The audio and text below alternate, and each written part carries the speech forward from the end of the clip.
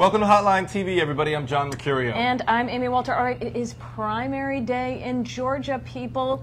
Now, Barack Obama, not on the ballot, because this is a congressional election, but his name is definitely part of the game there.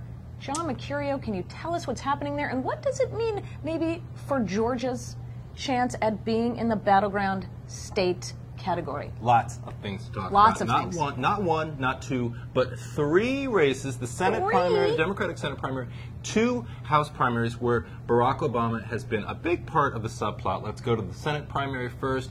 Vernon Jones, an African-American CEO of DeKalb County, is what they call him, basically the chief executive officer, had run a television ad with Barack Obama, pictured together under the slogan, "Yes, we can." Obama came out, said, "This is not my candidate." In fact, frankly, it sounds like he's not really the guy that Obama wants to win this primary. As he had endorsed President Bush. Earlier. He's a relatively conservative Democrat. Interesting watching that polls, though, showing the Jones candidate being one of the leading candidates. So he actually could end up being the nominee, an African-American, which, you know, does that help or hurt Obama in the general election with a statewide African-American candidate? The state has only elected, I think, one African-American, Thurbert Baker, as Attorney General.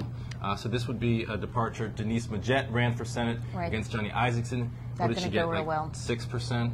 Or maybe the general 16, election? Maybe 16%. Maybe, yeah. Not looking too good.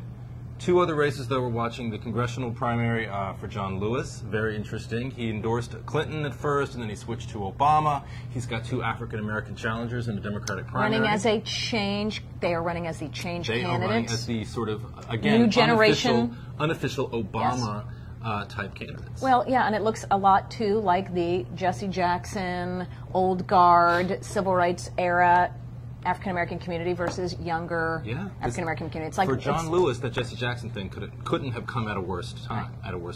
And noticing that he is featured in a number of articles today, one where he was a UPS driver for the day, the other that he was actually mowing someone's lawn in order to get their vote. Fascinating. Yes. Interesting So stuff. Now, Lewis probably wins this, in part because these other two challengers probably split the anti-Lewis vote, if there is such a thing. But interesting to see what percent he loses. I mean, this is a guy. You mean that the other candidates get? That the other candidates get, or that he loses. And so, you know, I think for him, someone who's never, I think, even faced a serious challenge in a Democratic primary, that could be a big deal.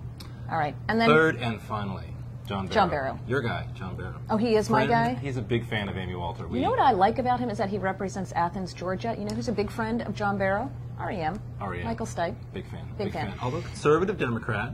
Yeah, he is a conservative Democrat running against an African-American in a majority African-American district, and yet we know, this happened a few weeks ago, Barack Obama coming out endorsing Barrow over his African-American opponent, Regina Thomas, who's in the state legislature.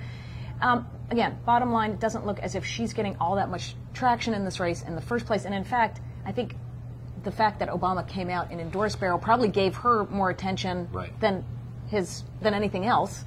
But it goes to the bottom of this, and there's actually an interesting article today, I think it was in the AJC, about the fact that it's not just these candidates, but everybody up and down the ticket in Democratic primaries trying to find ways to attach themselves to Barack Obama in mailers and any other possible way.